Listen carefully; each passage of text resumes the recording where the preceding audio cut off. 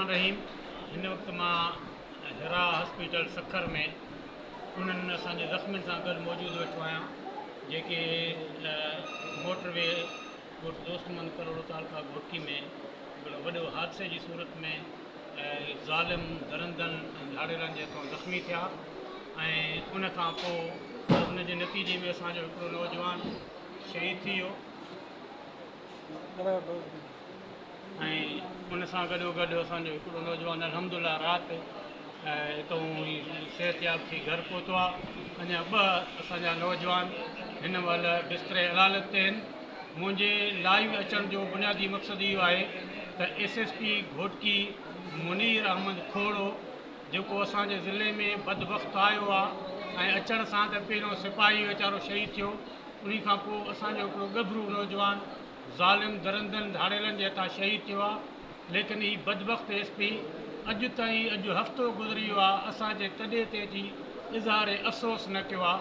मां इन जे अमल जी सख़्तु लफ़्ज़नि में मुज़म्मत थो कयां ऐं मुग़वी असांजे हिन मां इहा ॻाल्हि तव्हांजे साम्हूं वज़ाहत कयां।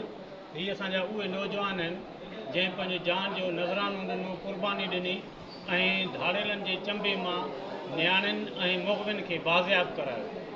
अफ़सोस इन ॻाल्हि जो आहे त असांजे हिन नौजवाननि जी हौसला अफ़ज़ाई करण जे बजाए असांजे ज़िले जो SP इंतिहाई को थकल SP आहे जेको 24 कलाक पैसे जो पूॼारी आहे।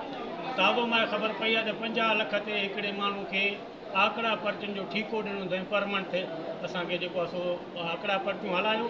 तनवीर तुने जे दौर में घोटकी में आकड़ा पर्चियुनि ते पाबंदी हुई, लेकिन हिन अची उहे आकड़ा पर्चियुनि जा ठीका ॾेई छॾिया ऐं असांखे हाणे परमंट 50 लख रुपयो उनखां वठण जो उन सां मुआइदो कयो। अहिड़े क़िस्म जा ॿिया बि किराया में हथ था थो कराए ऐं हेॾो वॾी वाक़ियो थियो आहे, हादसो थियो आहे ऐं हेॾो सारो हादसो थियो आहे। उन जे बावजूदि असांजे हौसला अफ़ज़ाई करणु, असांखे तमग़े इम्तियाज़ ॾियण जे बजाए, असांखे को दाद ॾियण जे बजाए इहो मलऊन असांजे तॾे ते न आयो आहे ऐं असां न हमदर्दी जो इज़हार न कयो आहे। असां FIR कटराई आहे त असांखे ज़ालिम दरंदा मौत मार धमकियूं ॾेई रहिया आहिनि, लेकिन असांजो ही हाल वठण जे लाइ असां वटि हली करे को ख़ाली ज़बानी कलामी हिकिड़ो सहारो ॾिबो आहे, अहिड़े क़िस्म जी हुन कई आहे।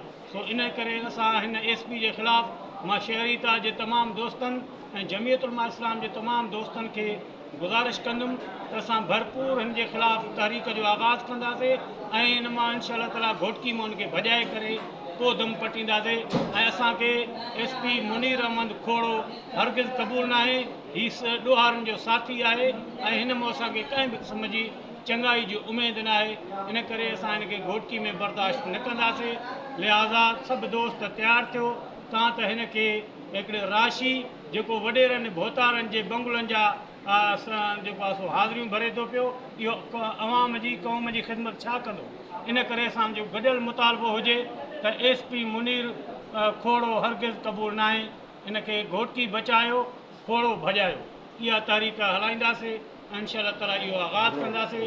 तमामु दोस्त मैदान में रहनि, थी सघे थो असां शटर डाउन हड़ताल ऐं गॾोगॾु रोड ब्लॉक करे असां पंहिंजो एहतिजाजी तहरीक जो आगाज़ कंदासीं।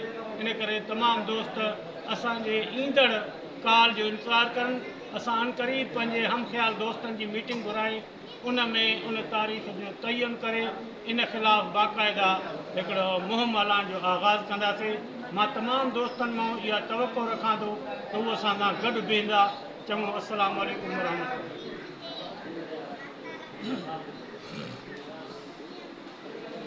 इहो हाणे 2-3 नंबर ॾियां थो, पेश करे